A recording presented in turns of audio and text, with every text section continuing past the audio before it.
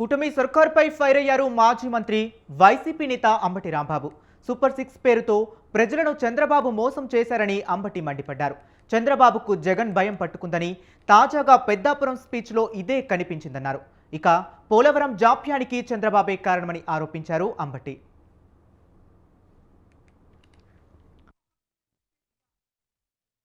More than 50% Jaganmohan Reddy గారిని విమర్శించటమే, జగన్మోహన్ రెడ్డి గారి యొక్క వ్యక్తిత్వం మీద బురద చల్లటమే అయిపోయిన కథని చెప్తున్నాడు. ఎలక్షన్ ముందు కూడా చెప్పాడు.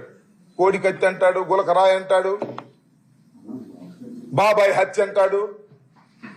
బాబాయ్ హత్య సిబిఐ ఎంక్వైరీలో ఉంది కదా, నడుస్తూ ఉంది కదా, దాని గురించి చెప్తాడు. మొన్న మా గుంటూరులో టైర్ కింద పడిపోయిన ఆయన గురించి చెప్తాడు. దాని మీద స్టే కూడా ఇచ్చారు. ఈయన కేసు పెట్టాడు జగన్మోహన్ రెడ్డి గారి మీద, దాని మీద స్టే కూడా ఇచ్చారు.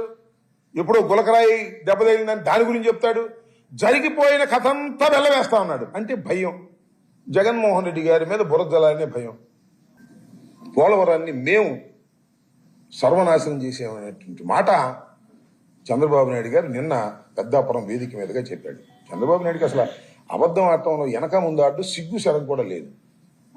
పోలవరాన్ని నేను మనవి చేస్తున్నా, రాష్ట్ర ప్రజానీకానికి చెప్తున్నా, మేధావులకు చెప్తున్నా, రాష్ట్ర ప్రజానీకం పోలవరం పూర్తి కావాలి, సముద్రం పాలవుతున్నటువంటి నీరు పొలాల్లోకి ప్రవహించాలి అని ఎదురు చూస్తున్నటువంటి రైతాంగానికి, మేధావులకి నేను ఇవాళ స్పష్టంగా చెప్పదలుచుకున్నాను.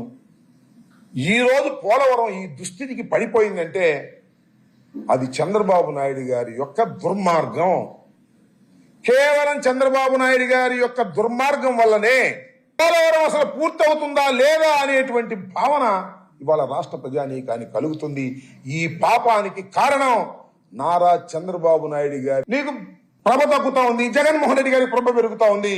సింగపూర్ వాడు చెప్పినా, దావోస్ వాడు చెప్పినా, ఏ ఇండస్ట్రియలిస్ట్ చెప్పినా గుడ్డిగా చెప్పడు, సర్వేలు చేయించుకుంటాడు. ఎలా ఉంది 15 మాసాల్లో ఈ రాష్ట్ర ప్రభుత్వం? సర్వే రిపోర్ట్ తెప్పించుకుంటాడు, చదువుకుంటాడు. ఓహో, ఈ రాష్ట్ర ప్రభుత్వం అయిపోయింది దీని పని. 15 మాసాలకే ఈ రాష్ట్ర ప్రభుత్వం పనులు చేయలేదు.